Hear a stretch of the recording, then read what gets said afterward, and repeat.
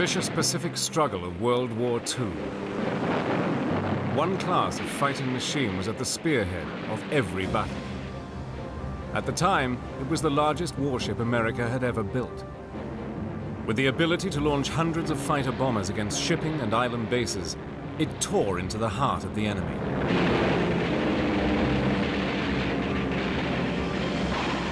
In the bitter and often suicidal battle for the Pacific, it wrought terrifying destruction on the Japanese and brought about ultimate victory. The U.S. aircraft carrier. It's the largest ship I'd ever seen in my life, and it sort of frightened me. It was so big. It'll beat the hell out of you, but if you hit it, you can hurt it bad. Using extraordinary color archive film and reenactments, Battle Stations takes you beneath the decks of the mightiest ship in the Pacific War, the aircraft carrier.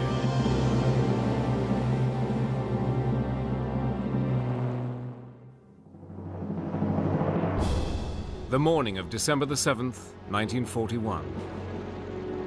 A Japanese task force comprising of 6 aircraft carriers is 270 miles north of Hawaii. At 6 a.m. they launched their 360 aircraft. 2 hours later, they attacked the American naval base at Pearl Harbor.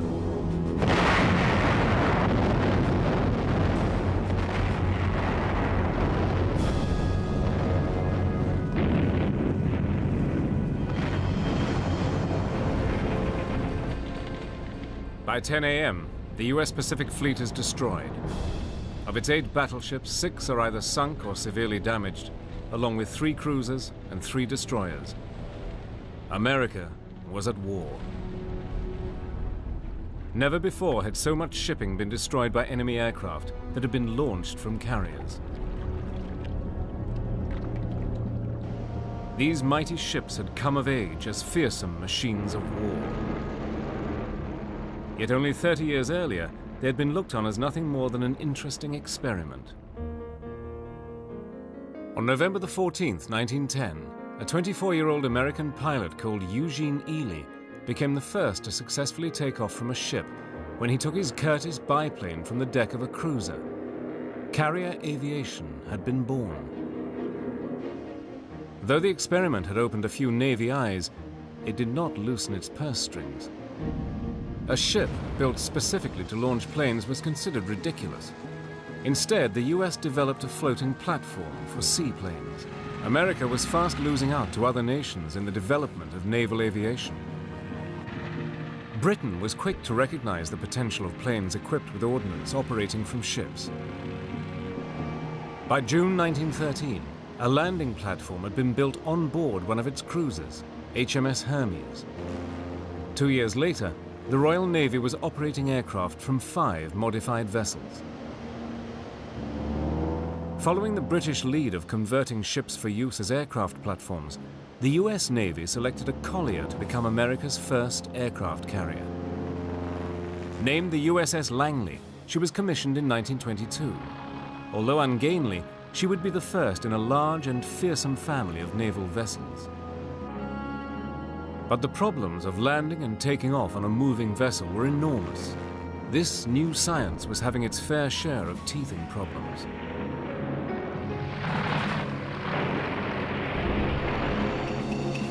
But across the other side of the world, another country was also beginning to develop its own carriers. Japan had seized on the importance of naval aviation, and carrier development was a high priority. By the mid-1920s, its building program was far more advanced than the US.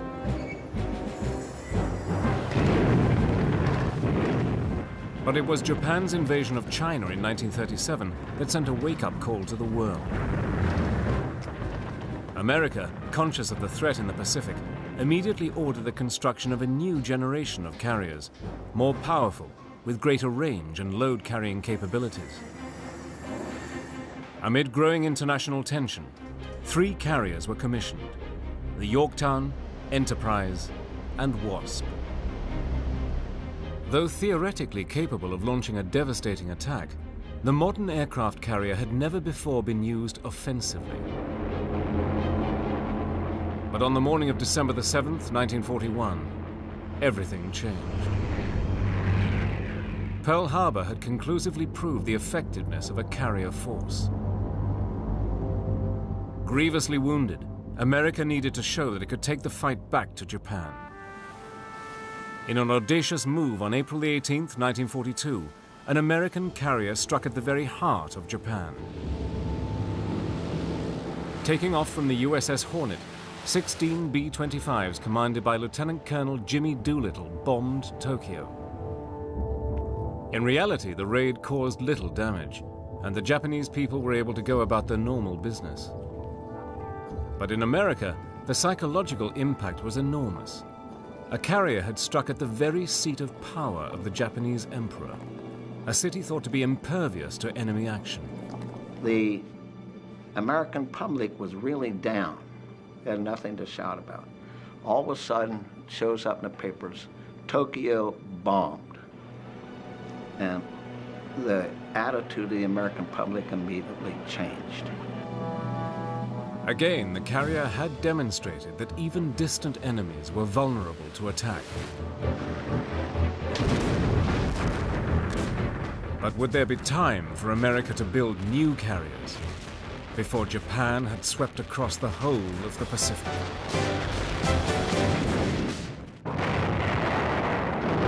Despite the devastation of the American Pacific Fleet by the Japanese at Pearl Harbor, 3 U.S. carriers had miraculously escaped. The Saratoga, Lexington, and Enterprise were at sea when the attack took place. These 3 were now all that stood between Japan and defeat. Immediately, plans to supply the Pacific Fleet with 40 new carriers were reviewed and put into action. The new Essex-class carrier was chosen to be the foundation of America's rebuilding program. Intended to carry more aircraft, the Essex-class was over 800 feet long and at 27,000 tons was more than a third heavier than any of its predecessors, and armor protection was greatly improved. These features, with the provision of a vastly improved battery, such as the main armament of 8 5-inch guns, 17 40mm Bofors guns, and 60 20mm Oerlikon guns, gave the ships a much enhanced survivability. In a Herculean effort, 5 shipyards in Virginia, Massachusetts, New York, and Philadelphia worked around the clock to produce 24 of these colossal vessels, each one bigger than a major New York skyscraper. It looked like a warship, but I'd say 10 to 20% of the shipyard workers were ladies. And you heard of Rosie the Riveter. Well, it was Rosie the Welder. If you can picture a brand new hotel with nothing in any of the rooms, nothing. That was my first introduction to the ship. The construction of the Essex-class aircraft carriers exemplified America's awesome industrial capability. Tens of thousands of workers rushed to get these much-needed vessels into the front line. In a remarkable industrial achievement, the shipyards produced the carriers far ahead of schedule, in some cases by as much as 17 months. The American people also played their part. A Massachusetts insurance company offered a special bond drive to raise funds for a carrier. The drive raised enough money not only to build the ship, but to pay for its operating expenses for a year as well.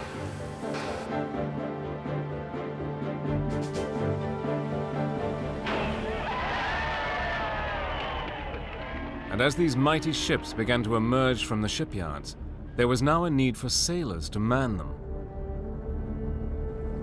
Since the Japanese attacked Pearl Harbor, I had been wanting to get in the service, and I wasn't old enough. So finally, when I became 16, I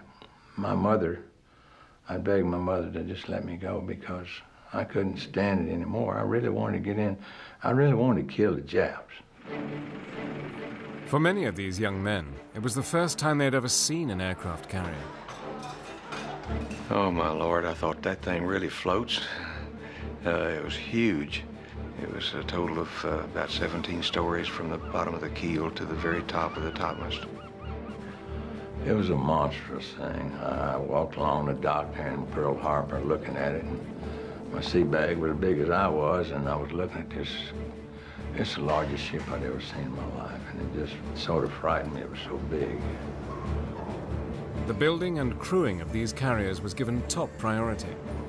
Both America and Japan realized that the carrier was vital to victory in the Pacific and rushed to get these fortresses seaborne. The role of aircraft carriers to carry airplanes, the fighting weapons, so to speak. The dive bombers, the fighters, torpedo planes, and scout planes, and to carry them forward in the area in operations in a group of ships from one spot to another forward in the Pacific. With this in mind, both camps realized that sinking the opposing carrier fleet was the only way to victory.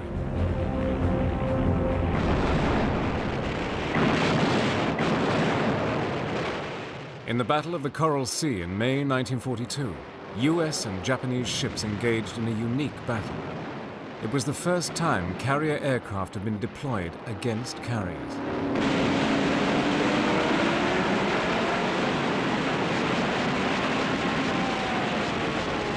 During the battle, the USS Lexington was hit by 3 bombs and 2 torpedoes.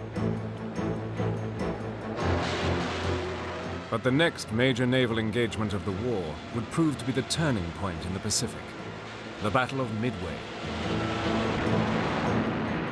In an attempt to occupy the tiny but strategically important island of Midway, the Japanese sent a 4-carrier task force to draw out the American fleet in the Pacific. The principal objective was the destruction of America's carriers. On the morning of June the 4th, 1942, Japanese carrier-based torpedo and dive bombers attacked.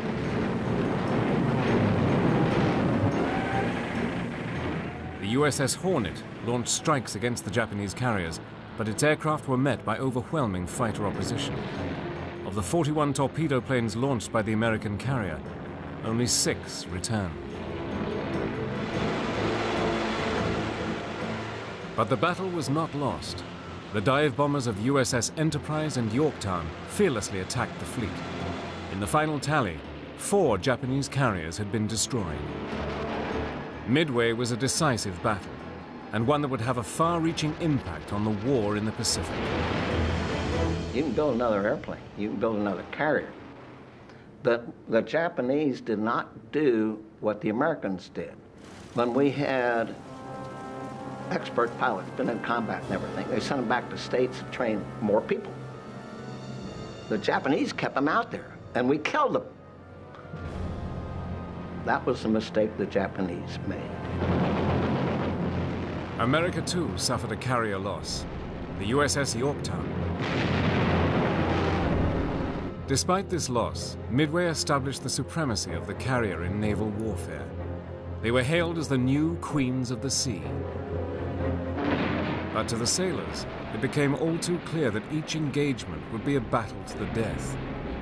As the battle for the Pacific intensified, life was about to become a day-to-day challenge for the men on board the cities of steel. Despite the success of the carrier force at Midway, the battle for the Pacific in 1942 had been costly. 3 US carriers had been sunk. America needed new flat tops, and needed them quickly. By December, the first of the new Essex-class carriers was commissioned and ready to enter the Pacific War. When you go out underneath that Golden Gate Bridge, because you know you're going, you don't know whether you're going to come back or not, this kind of thing. It's really an emotional thing, watching as it disappears. That's when you get that lonesome, melancholy feeling. Home to nearly 3,000 officers and crew, the aircraft carrier is actually a floating city. Through miles of corridors encased by armor plating, each man had to learn how to live and work in close confines. There was 3,000 guys on that ship. And the noise was, there were always revving airplanes on the hangar deck. Of course, Up on the flight deck, it was just as bad. Walking around the ship, you had to learn to duck and step at the same time, going through the hatches, or you hit your head or hit your ankle. Of course, down below was hot. It was a floating city. You could get a haircut on there. You could get a Coke. You could get a candy bar. You could buy your cigarettes, incidentally, at 5 cents a package back then. We had our own hospital on board. It was just like a floating city.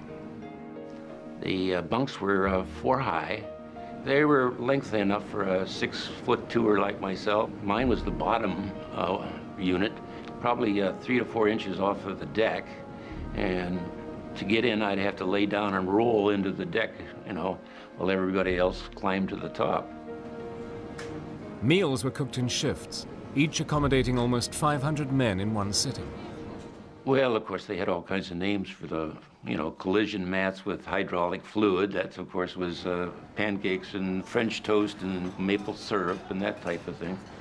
And then the eggs and the milk were powdered. They weren't exactly the tastiest thing, but there's some other boys that were digging trenches someplace else eating food that we didn't have to eat. At least ours was hot. Deep below the waterline, engineers, ratings, radar operators, cooks, fire crews and officers carried out their duties.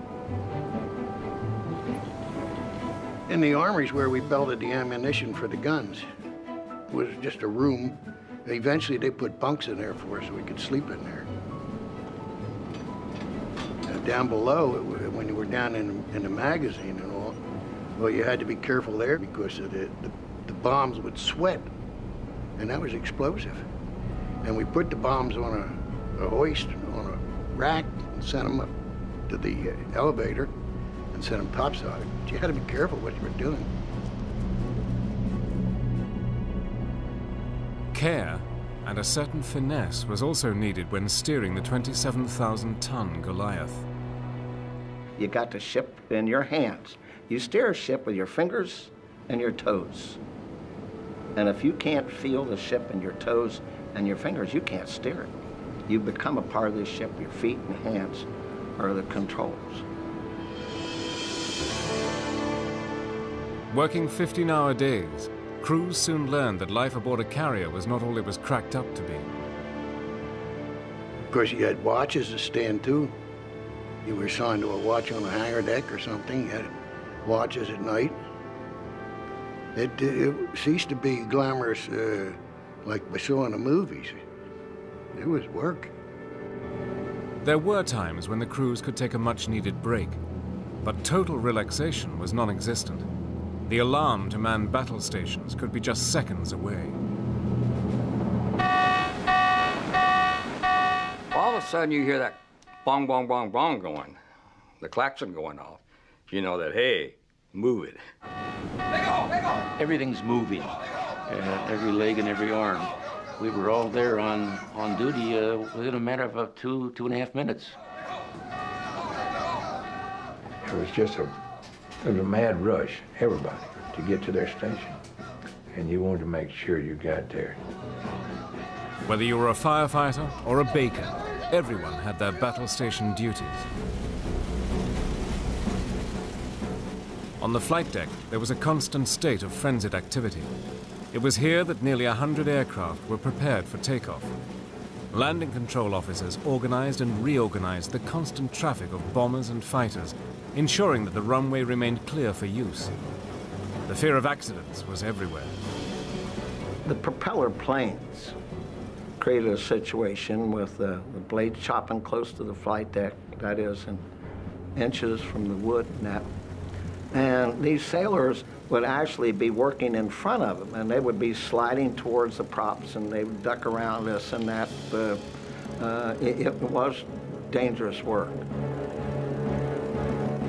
At any time, you may have 45 props going at one time, and the wind situation is terrible. And each plane had a chock that helped the wheels. And when the pilot got ready to go, the flight deck crew had to jerk those chocks out.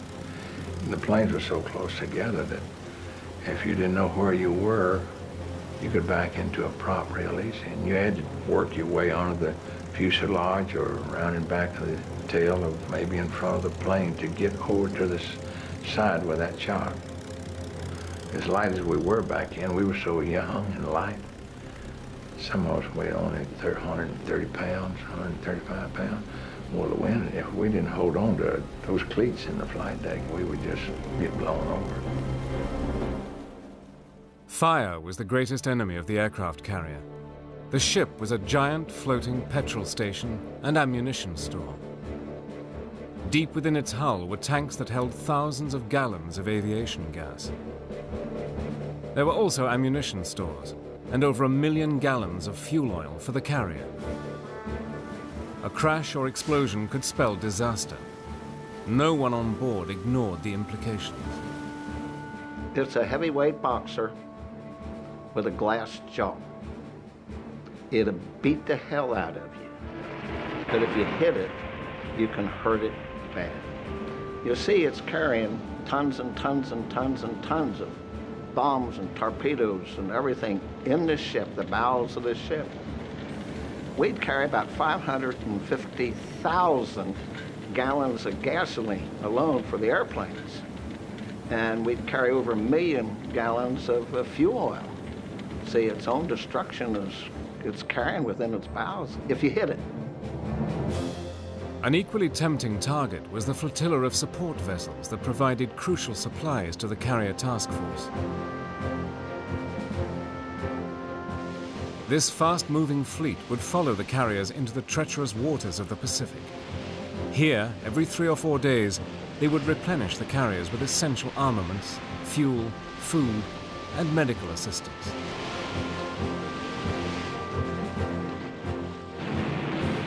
By late 1943, the battle for the Pacific Islands intensified, and the carriers were at the spearhead of all the attacks. Wave after wave of aircraft were hurled at the Japanese.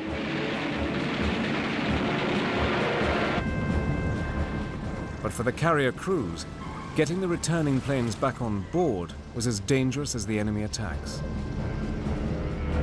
We had a large number of crashes, mostly from battle damage, and sometimes the pilot would be wounded. And we had one, a 20 or 40 millimeter exploded almost in his cockpit, and he was blinded. And how he landed, Lord knows, I don't.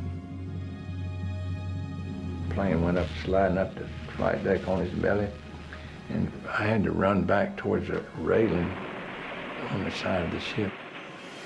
I was just up there watching, and he kept veering to the right, veering to the right. He came crashing into that, and the wing up close hit, and it pivoted. The rear end of that plane hit that island structure, and it just came apart right behind the cockpit.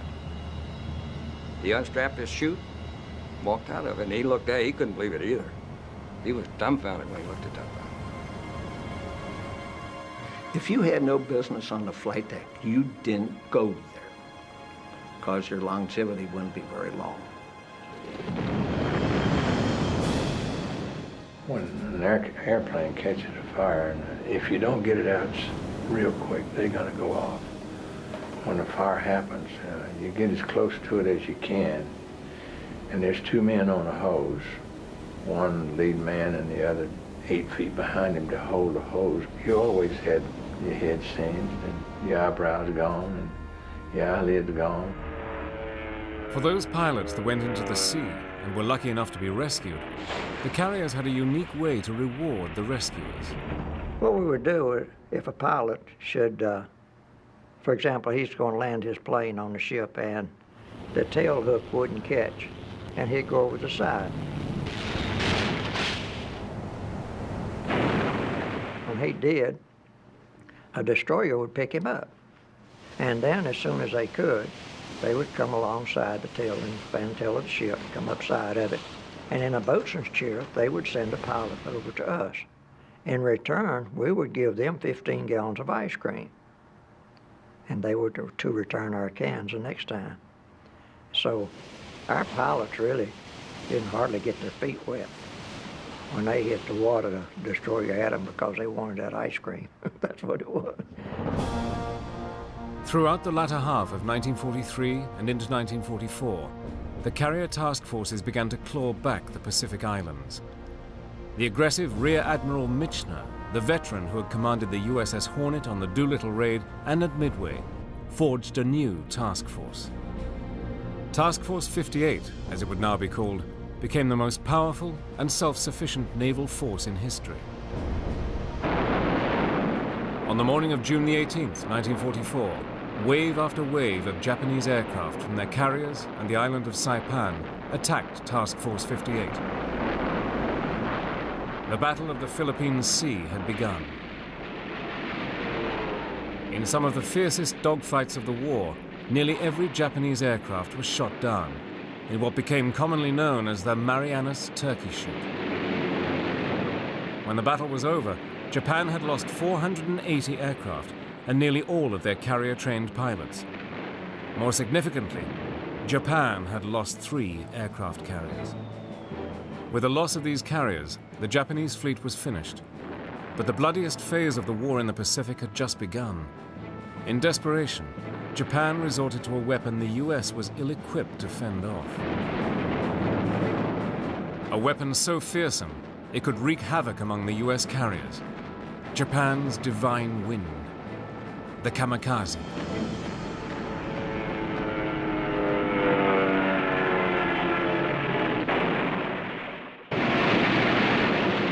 By mid-1944, the Pacific War had seen the near destruction of the Japanese Imperial Navy. But as the bitter fighting on the islands continued, a new and deadly battle between ship and plane was about to begin. Desperate to defend themselves against the American march towards their home islands, the Japanese initiated a plan for special attack, or suicide missions.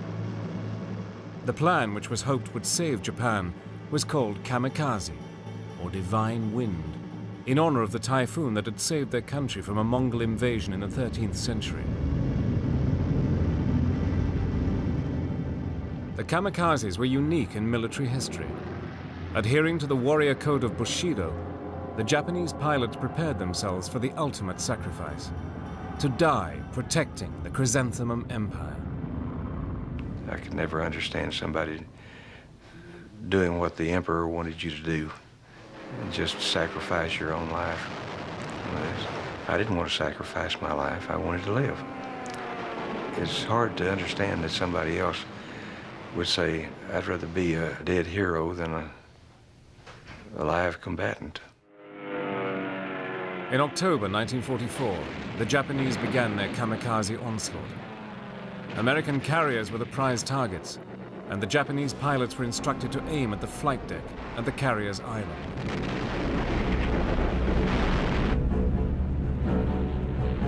They came at us in waves of 250 to as high as 400 in a unit. And the scary ones, I think, would be the ones that came out of the 25,000 feet and came straight down, you know. Those are hard to stop, you know. You just hope that they weren't aiming at you, you know.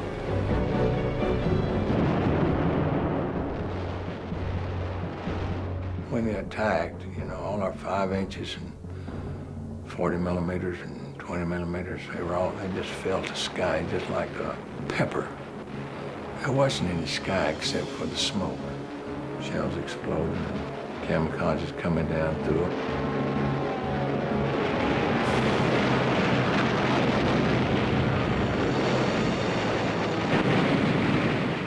When the 20 millimeters went off, well, let me put it this way. You can't dig a foxhole in a steel deck, but I tried.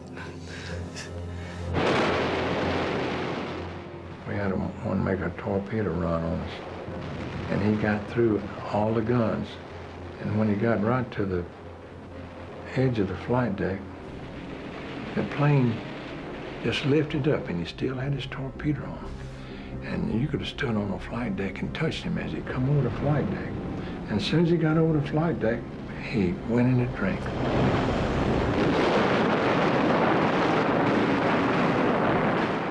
Everything on the bridge is shaking. and the bulkheads would bounce back and forth like my arm illustrated. It was rather hairy. And then the cordite smoke had come back in the helmsman, and the helmsman, he's working in a cloud of smoke.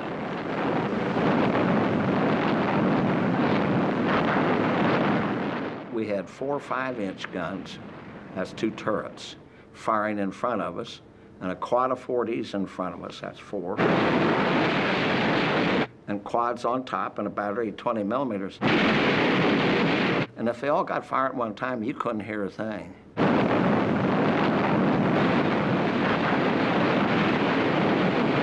Now, the captain was out on the starboard wing of the bridge, and a raid came in, and he wanted me to turn right.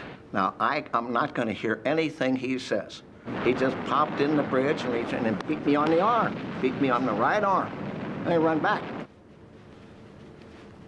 Turned the rudder full right, and away we went. As the battle proceeded, he'd run back and beat me on the other arm. We never rehearsed this. One time he hit me on the shoulder like that, and he straightened her out. That's the way we were communicating under that thunder of noise.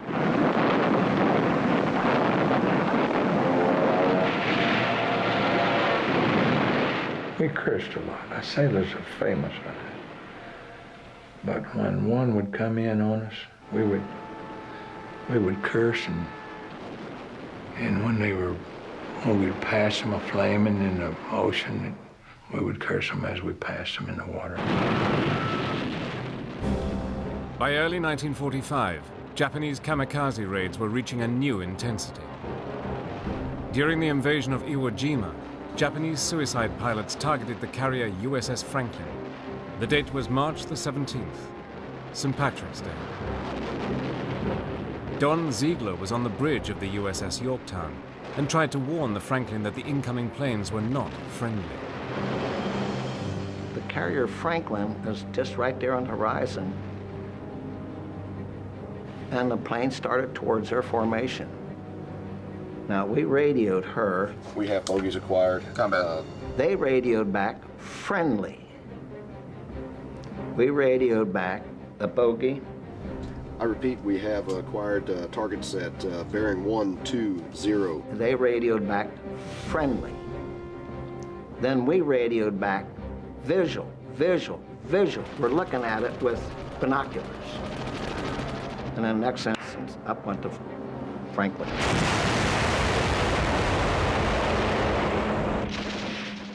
The explosion kind of picked me up and threw me across the wardroom tables. And that was the beginning of a very harrowing 12 hours or 15 hours. And the ship started blowing up. I counted 46 explosions and stopped counting because there was still more going.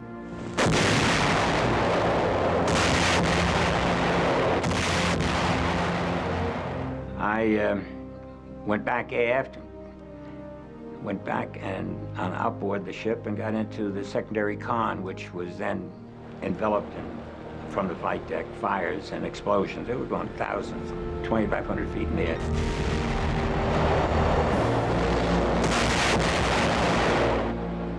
She finally goes dead in the water, and most of the guys are just hollering, get off that son of a bitch, is what they were really wanting them to get off, because she's just blowing up from one end to the other.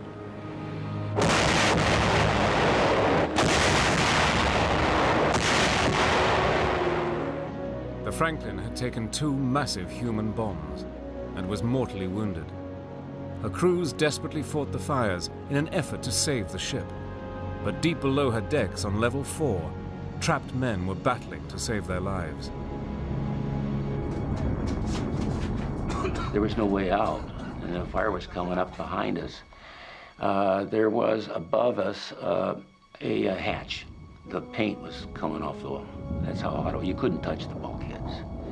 I found a piece of metal from a bunk or something. I started pounding on it. It was too hot to touch up there. And we just pounding on that. One guy arm would get tired, we'd pass it to somebody else and he'd pound. And we just kept that up continually. And in fact, it was so hot that Several of the crewmen took off their sheets, their T-shirts or whatever they had on, folded them neatly and urinated in them, and reversed them to get breathing so they could get some air through their T-shirts. Somebody suggested we say the 23rd Psalm. And I don't think there was one of us who knew it in its continuity from the beginning. The Lord is my shepherd. I shall not want. He restoreth my soul. He guideth me down the path. Each contributed at least a thought, a sentence, or a part of that psalm, so that we didn't miss a part. We got it all glued together. Thy rod and thy staff, they comfort me. Above the trapped men, firefighters heard their cries and were trying to cool the hatch down with high-pressure hoses. I couldn't see how I could die that young. And there's so many men that died were younger than I, you know. With time running against them, the rescue team finally managed to get to the hatch. After a long period of time, we heard some tapping above. And as we looked up, we could see that the wheel was starting to move a little bit, and then more. And then all of a sudden, they flung the hatch open from above. We went right up through there and down forward on the hangar deck with the fire hoses on each side of us. And so we all got out of there. Incredibly, the Franklin survived, but at a huge loss. 724 men were killed, and 265 were wounded. But it wasn't the end. There was still one island left to conquer. It has since gone down as one of the bloodiest battles in world history. Okinawa. By April 1945, American forces were racing towards the very heartland of Japan. Crucial to the success of the invasion would be the capture of the strategic island of Okinawa, a mere 350 miles from the mainland of Japan.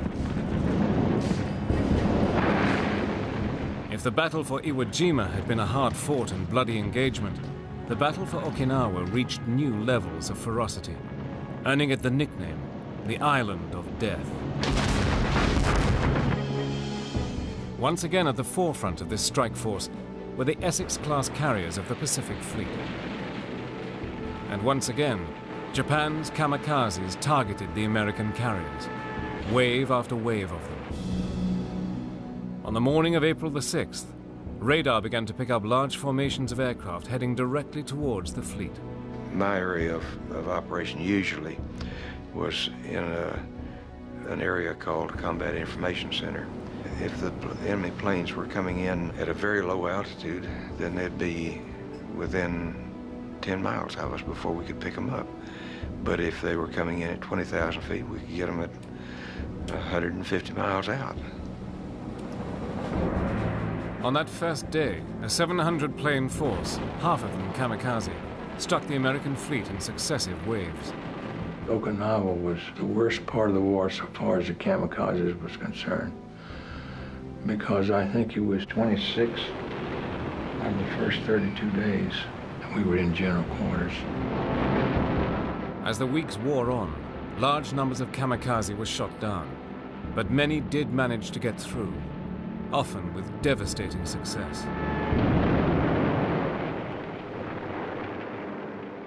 The plane came in from the back part of the ship. It came in and dropped its bomb that went into number 3 elevator and then crashed into the flight deck just forward of the number 2 elevator, which was a midship.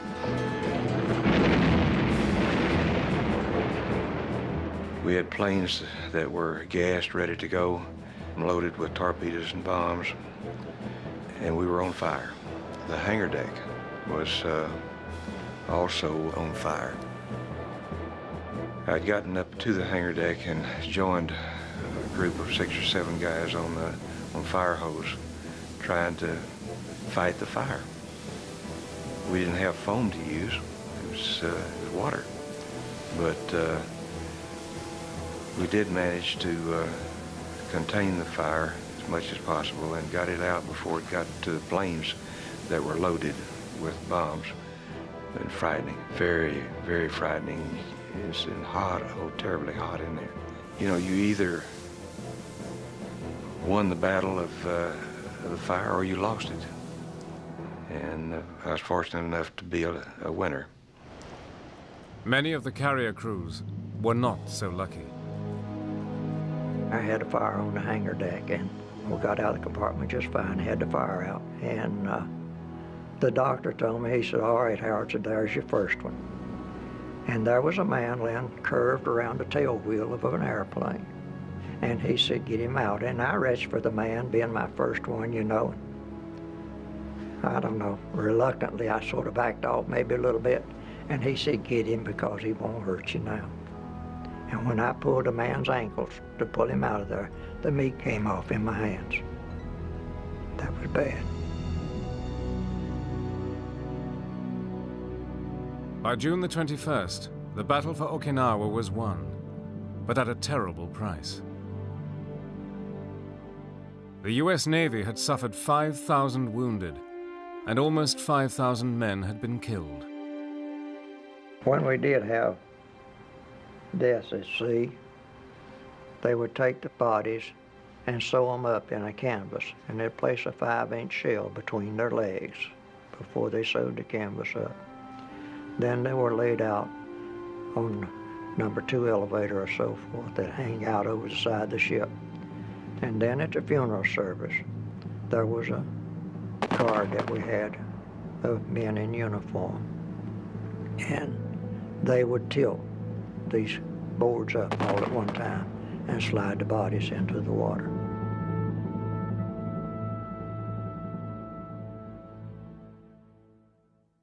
At Okinawa, the Japanese had expended over 1,900 kamikaze aircraft. They sank 32 Allied ships and damaged more than 400 others. Amazingly, no carrier was sunk, but it was the bloodiest battle of the Pacific. The enormous cost of taking Okinawa convinced President Truman that there was only one solution to end the war: the use of the atomic bomb.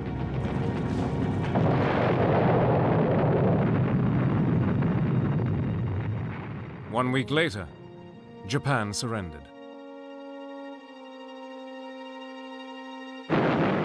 After 4 long years, the bloody battle for the Pacific had taken the US carriers from Pearl Harbor to the Bay of Tokyo. Admiral Mitcher, the man who created Task Force 58, the one always in the thick of action, delivered a fitting tribute to the flat tops. Japan is beaten, and carrier supremacy defeated her. It was the Essex-class carrier which took the war to the enemy and helped to gain a total conclusion of the Pacific War. The carriers took the war to where it was needed. And I think without the carriers, we would have still been fighting.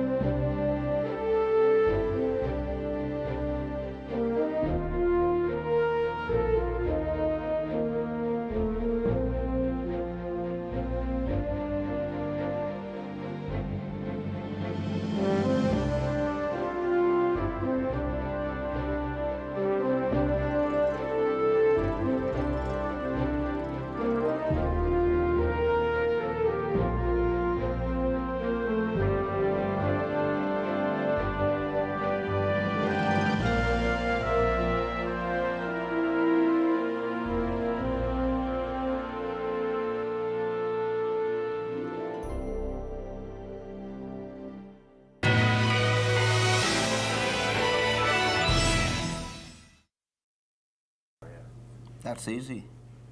We were losing World War II when I went into service. and I was a sailor up at Great Lakes. They were building the Yorktown, which was the second Yorktown, really, and they needed to get it ready to go to sea. So they took 1,000 of us, sailors, and put us on the Yorktown while they were building it. In fact, it didn't even belong to the Navy yet. And that's how I came to be aboard the Essex class carrier. Oh yes, certainly. Because when I first went down there, I was going through the shipyard and I kept asking the sailor that was in charge of it, "Where's my ship? Where's my ship? I don't see my ship." And he says, "See that building down there?" And it was a huge warehouse. And I says, "I don't see it." He says, "It's looking over the top of the warehouse." And that's when I was impressed with its immense size. It was sitting on the other side of the building. You could see it sticking up. Well, I worked on the bridge as a quartermaster. That's ship's control. Now, we were the enlisted men that controlled the ship on the bridge. We worked with the captains and the admirals. And when we say control, that's steering it, controlling its speed, writing the log, the weather, and everything else, all those duties that we performed. Well, the noise takes precedent and eliminates everything you're doing. In other words, the first part of the war, we put our battle shields up. That was the metal that covered the portholes. But we found out if a plane hit the bridge, he'd go in one side and out the other, and you're all gone. So we just left the ports open so we could see what's going to hit us rather than put them up. Consequently, we had 4 5-inch guns, that's 2 turrets, firing in front of us, and a quad of 40s in front of us, that's 4, and quads on top and a battery of 20 millimeters. And if they all got fired at one time, you couldn't hear a thing. You know, I was aware of your presence, and that's all. And the 5-inch is one of the noisiest guns the Navy had. It's more than the 16. A 16-inch gun, whoosh. And the 5-inch 38s would make a bang like that, and you got them firing rapid fire. Those were rapid fire. You were like you're walking 3 inches above the deck when those guns are firing. Everything on the bridge is shaking. Telephones would jump out of the cradles. We had little springs on the telephones so they'd stay in the cradle, and the bulkheads would bounce back and forth like my arm illustrated. It was rather hairy. And the helmsman, and the cordite smoke had come back in the helmsman, and the helmsman, he's working in a cloud of smoke. It never was ghastly. Yeah, men blown up and everything. The first time I was in combat, remember I told you that we had 14 helmsmen. Only one guy could steer the ship at a time. And I had a gunner's mate by the name of gunner's mate hollered and come down, and he strapped me in a 20 millimeter cannon. I never fired one of them in my life. On the starboard side. This Jap torpedo plane attacked from the port side. Now, again, on occasions in combat, you feel like a damn fool. I got earphones on. Fire control's telling me, watch your sector. Now, that means you just look straight ahead and back and forth, no matter what happens behind you or on the side. You watch your sector to be able to fire in that sector. Watch your sector. Well, what in the hell is the guns on the port side shooting at? I can't see because the Allen structure's in the way.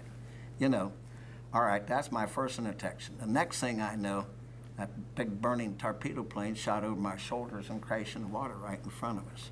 That was my first introduction that you could get hurt in the war. The 20 millimeter, I always called it a vengeance gun. The big 5-inch, we'd open up so far out that we would get the enemy plane's attention, and they would be bouncing their shells around him and exploding and had him very wary. Then the 40 millimeters would come into play, and those are the babies that shot down most of the enemy planes. Now, you still haven't fired your 20 millimeter. And if you fire 20, he's already there. He's not only in your backyard, he's over it, see? And the whole thing that you did with the 20, you made damn sure, even if he hits you or is going to drop something on you, he's not going to get away. Now, that was true with the Yorktown. It shot down 15 Jap planes, and not a single one of them got away. No Jap attacking the ship ever got back to tell about it. But the 20 would just tear him up because it was almost point-blank firing. Almost. Now, that's kind of how it started. So 9 in the morning, we were launching planes, and a George, that's a fast Japanese plane, broke into the formation on its own. He flew right straight towards the Enterprise, which was right next to us, dropped a bomb, and the bomb bounced down the hangar deck, or flight deck, and killed 2 men and stopped. Didn't go off. And the George, he flew right off the end and took off. Remember I told you about CAP, Combat Air Patrol? Well, those 4 guys are already upside down, and here they come. And the Jap thought he got away with it, and he got splashed in a matter of minutes. He was in the ocean. All right. The Japs are still coming out. That's at 9 in the morning. At noontime, the carrier Intrepid, she was on our starboard quarter. She gets hit. Now, she didn't have a reputation for being a real fighter. She put up one of the most gallant battles I've ever seen, fighting them planes off. She got hit and she was burning, smoking badly. We radioed her and asked her, did she want us to change course? Now, the purpose of that is you're moving the air through the carrier so the smoke doesn't interfere with your fighting fires. And she told us to mind our own damn business. That's how frustrated they were. Okay, now that was noontime. At 3 o'clock, we get attacked, we got hit. We had a Jap, he'd come out of the sky right directly in front of the bridge above us. And you have about 8 seconds to hit him. If you don't hit him in 8 seconds, he's got you. Well, we got him, hit him, but his bomb come off, or he let it go, one of the two. The bomb hit the bridge. It hit 11 feet from where I was standing. Didn't go off.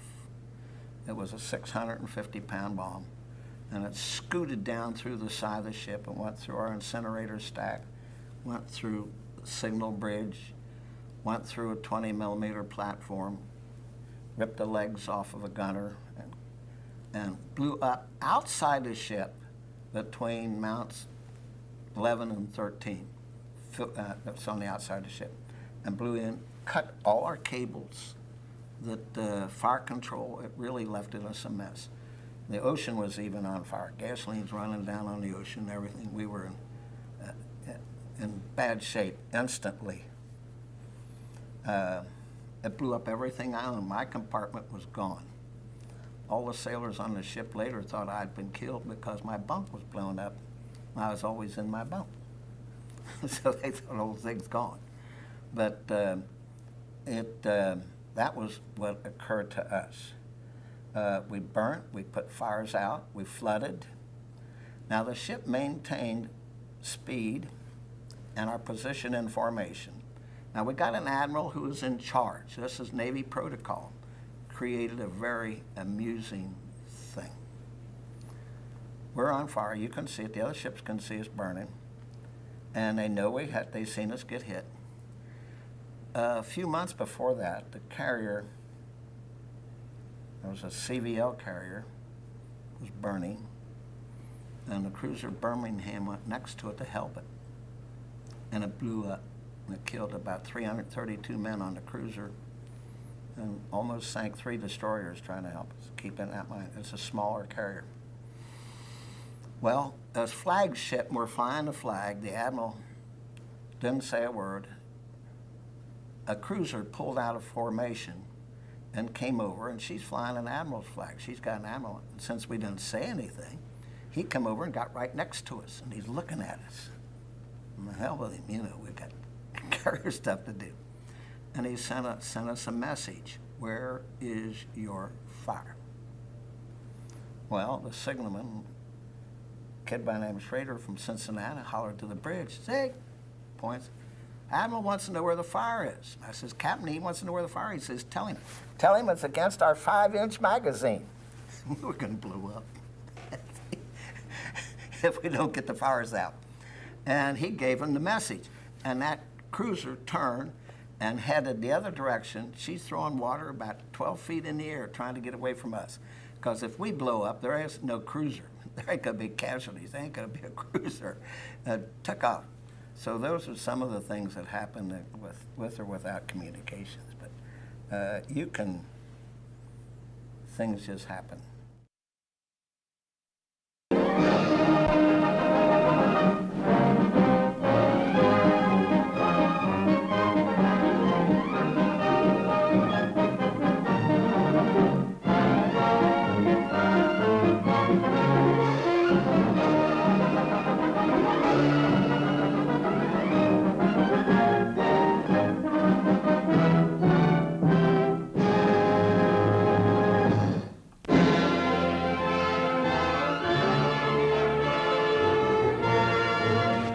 Miles off the coast of Japan, an American carrier force slaying at units of the Japanese fleet is attacked by land-based enemy dive bombers. Here in the inland sea is the prelude of an epic of United States Navy warfare. Enemy losses are heavy. No serious damage has been done to our task force.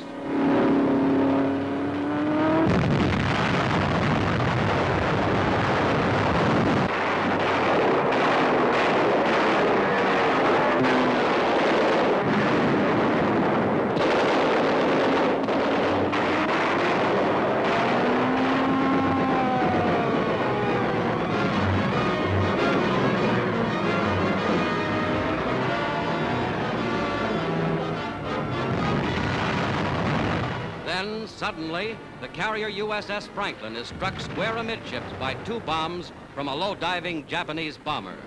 Fully loaded planes on deck burst into flame. Bombs, rockets, and gun ammunition explode, turning the ship into a raging inferno. Without panic, crewmen fight the fires. Only superhuman bravery can save the Franklin, but her men fight on.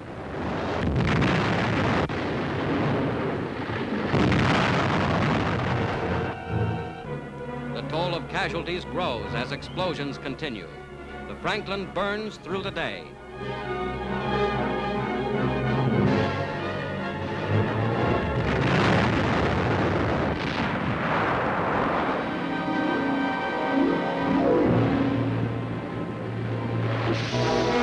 Chaplain Father Joseph O'Callahan, battling heroically to save lives, cares for a critically wounded sailor.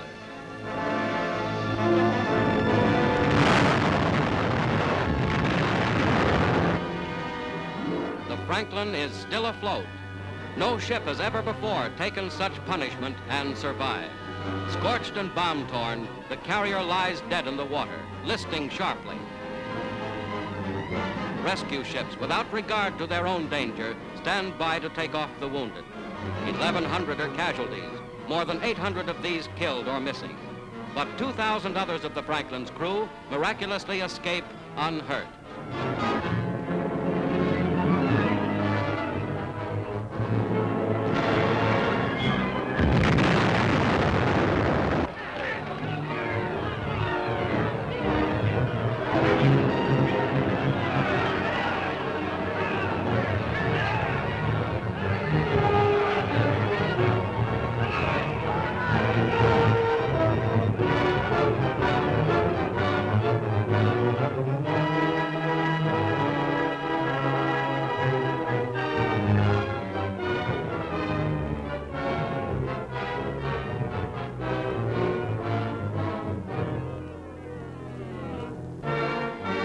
Battle-torn flag of the Franklin still flies, as under her own power again, she heads for a home port. Chaplain O'Callahan celebrates religious services aboard as the Franklin limps across the Pacific.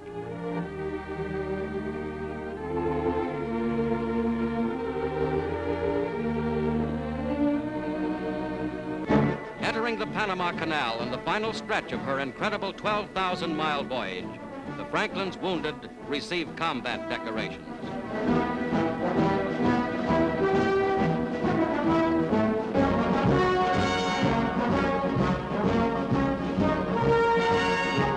The crew of the Franklin who brought her through safely, heroes all.